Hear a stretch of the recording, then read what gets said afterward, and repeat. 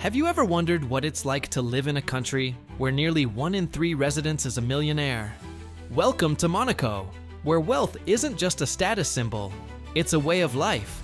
But what you're about to discover about this glittering Mediterranean paradise might surprise you more than you could imagine. In this tiny principality, where luxury cars worth more than most homes casually line the streets, and where the average apartment sells for an astounding 100,000 euros per square meter, we've uncovered stories that will transform your understanding of true wealth. What lies beneath Monaco's glossy surface is a fascinating world of unwritten rules, ancient traditions, and modern power dynamics that few outsiders ever glimpse. You see, Monaco isn't just any wealthy enclave. It's a place where discretion meets excess in ways that defy imagination. Today, we're pulling back the curtain on one of the world's most exclusive societies, where even the definition of wealthy takes on a whole new meaning. In a place where billionaires are common enough to have their own social hierarchies, what we've discovered will challenge everything you thought you knew about how the super rich really live. But before we dive deeper into these extraordinary revelations, let me share a statistic that sets the stage for our journey. In this country smaller than Central Park, the combined wealth of its residents exceeds 100 billion euros. Yet, as you're about to learn, the true measure of wealth in Monaco goes far beyond mere numbers. The story of Monaco's transformation into the world's most concentrated center of wealth begins in 1869, when Prince Charles III made a decision that would forever change the principality's destiny. By abolishing personal income tax, he set in motion a series of events that would turn this modest Mediterranean enclave into a magnet for the world's wealthy.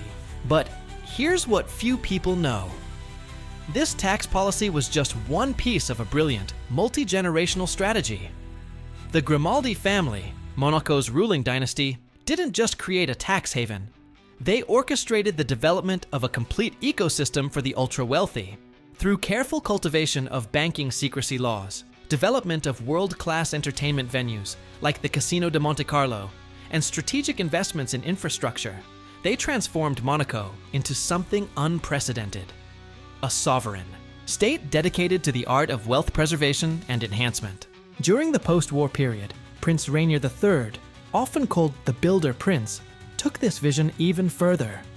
His marriage to Grace Kelly didn't just bring Hollywood glamour to Monaco, it catalyzed a new era of development that saw the principality expand its territory by 20% through land reclamation from the Mediterranean. This physical expansion paralleled Monaco's growing reputation as the ultimate destination for the world's wealthy. But what truly sets Monaco apart isn't its tax policies or its physical transformation. It's the unique social fabric that developed alongside these changes.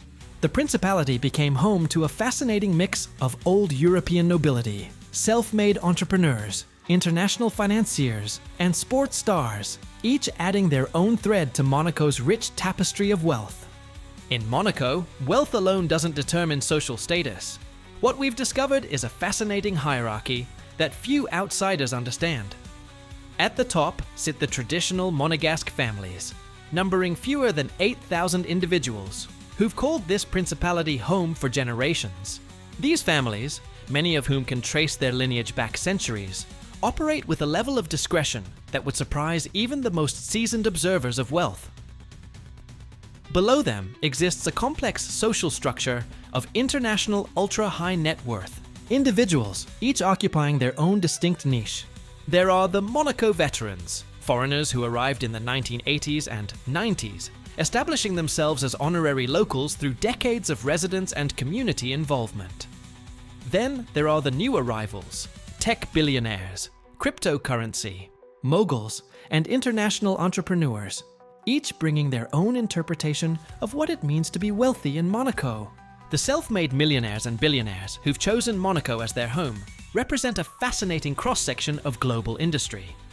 We found that while many made their fortunes in traditional sectors like real estate, shipping, and finance, there's a growing contingent of technology entrepreneurs and digital economy pioneers. What's particularly interesting is how these different groups interact, or don't, within Monaco's confined spaces. The contrast between old and new money becomes most apparent in their approach to wealth display. The old guard, for instance, might live in a relatively modest-looking apartment in La Condamine, while keeping a collection of priceless art that would put many museums to shame. Meanwhile, newer residents might opt for high-profile penthouses in the Odeon Tower, complete with infinity pools and private elevators. The lifestyle of Monaco's super rich defies conventional understanding of luxury. While the world sees the yacht parties and Formula One events, the true essence of Monaco wealth lies in its daily rituals and unwritten social codes. For instance, the practice of yacht hopping, moving between different social events hosted on various super yachts during the summer season, follows an intricate etiquette that few outsiders could navigate. Morning routines often begin at the exclusive Thermes Marines Monte Carlo Spa, where membership is so exclusive that even billionaires sometimes find themselves on a waiting list. Here, between steam sessions and gold-infused facials, some of the most significant business deals are casually discussed and agreed upon with a handshake. The super rich of Monaco have elevated everyday activities into art forms. Take dining, for example. While tourists flock to Alain Ducasse's Le Louis XV, the true power players often prefer private dining rooms in lesser-known establishments, where chefs prepare personalized menus based on each family's traditional preferences. Some of these dining rooms have hosted the same families for generations, with recipes and wine collections specifically maintained for their tastes. Transportation in Monaco reveals another layer of luxury unique to this principality. While outsiders might assume everyone drives Ferraris or Rolls-Royces, many of the wealthiest residents prefer to be driven in discreet, armored vehicles, often maintaining a fleet of cars for different occasions. Some even have dedicated helicopter pilots on standby for quick trips to their villas in neighboring Saint-Tropez or business meetings in Milan. Now, this is where the story of Monaco's super rich becomes truly fascinating. These individuals have developed habits and traditions that would seem bizarre anywhere else, but make perfect sense within the context of this unique principality. For instance, there's an unwritten rule among certain circles about never conducting business meetings during the Monaco Yacht Show. Not because it's too busy, but because it's considered gauche to mix business with what is viewed as a social celebration of maritime tradition. Some of the oldest families maintain peculiar traditions that date back generations. There's the September swim, for example, where members of certain families take a ceremonial last swim of the season at precisely sunrise on September 1st, regardless of weather conditions. This tradition, we discovered, started as a practical way to avoid the tourist crowds, but has evolved into a sort of secret social marker. The collection of rare items takes on new meaning in Monaco.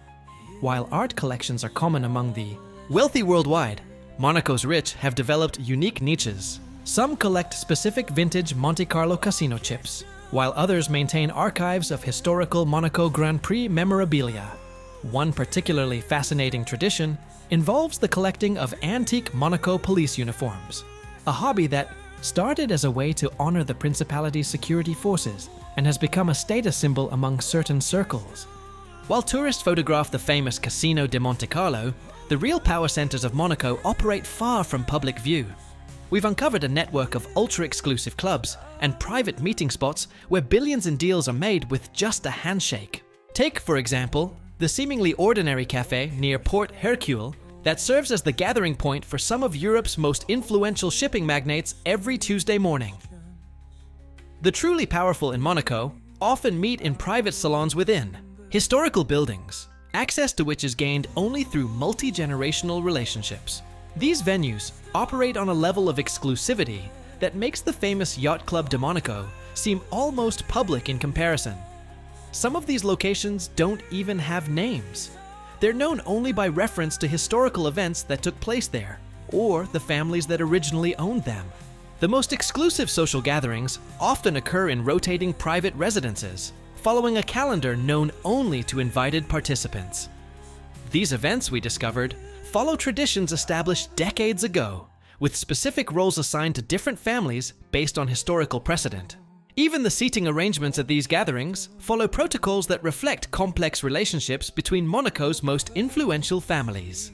Education for Monaco's elite youth goes far beyond traditional schooling. The three-language, three-culture rule we uncovered requires children to become fully fluent in at least 3 languages, and deeply familiar with 3 different cultural traditions before they turn 18. This isn't just about communication. It's about preparing them to navigate the international nature of wealth in the 21st century. The International School of Monaco serves as just the foundation. Most wealthy families complement this with a robust private education program that includes specialized tutoring in finance, art history, and social etiquette. What's particularly interesting is the emphasis placed on understanding the history of Monaco itself. Many families employ private historians to teach their children about the principality's past and their family's role in it. Some of the most fascinating aspects of this education involve practical experience in wealth management. Teenagers from wealthy families often participate in mock investment committees, where they practice managing portions of their family's portfolio under the guidance of professional advisors. These sessions are taken so seriously that some families maintain dedicated conference rooms in their homes specifically for these educational exercises. Before we reveal the groundbreaking changes happening in Monaco's wealth landscape, we want to hear from you. Which of these discoveries about Monaco's super rich surprised you the most? Drop your thoughts in the comments below, and don't forget to subscribe for more fascinating insights into the world's most exclusive societies. Now get ready for what might be the most surprising revelation yet. Philanthropy in Monaco operates unlike anywhere else in the world.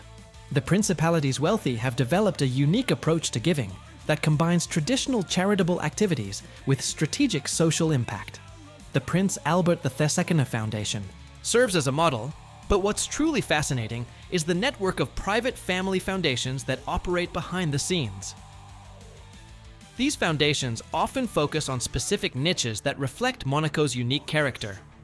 Marine conservation is a particular focus, with several wealthy families maintaining private research vessels that double as luxury yachts. Others have established educational initiatives that provide specialized training in traditional Monegasque crafts and skills, ensuring these traditions continue into the future. What's particularly interesting is how Monaco's wealthy approach their charitable giving. Many maintain anonymous foundations that operate through complex structures designed to maximize impact while maintaining privacy. Some families have established traditions where each new generation must create their own charitable initiative before gaining access to their full inheritance. As we look to the future, Monaco's position as a wealth hub is evolving in fascinating ways. The next generation of Monaco's super rich is driving changes that few could have predicted. While maintaining the Principality's traditions of discretion and excellence, they're introducing new elements that reflect global concerns about sustainability and social responsibility. For instance, we've discovered a growing movement among younger wealthy residents to transform Monaco into a hub for sustainable luxury. This includes initiatives to make the Principality's famous yacht harbor the world's first carbon-neutral port for super yachts, and efforts to establish Monaco as a center for sustainable finance. The most surprising trend we've uncovered isn't about bigger yachts or more expensive real estate. It's about the increasing emphasis on digital privacy and security. Monaco's wealthy are investing heavily in cybersecurity infrastructure and digital asset protection, creating what some call a digital vault to complement the Principality's traditional role as a secure haven for wealth. What's happening now in Monaco defies all expectations. The next generation of wealth here isn't just preserving traditions, they're reinventing what it means to be super rich in the world's most exclusive principality. We're seeing the emergence of new social codes that blend centuries-old protocols with modern sensibilities. The adaptation to a world where privacy is increasingly scarce has led to innovative solutions. Some wealthy families have developed sophisticated systems for maintaining their privacy that combine traditional discretion with cutting-edge technology. These methods are setting trends that will likely reshape wealth communities around the globe. As we conclude our journey through the secret lives of Monaco's super rich, one thing becomes clear. This tiny principality continues to redefine what it means to be truly wealthy in the 21st century. The combination of tradition, innovation, and discretion creates a unique way of life that few will ever experience, but whose influence shapes the global landscape of wealth in ways we're only beginning to understand.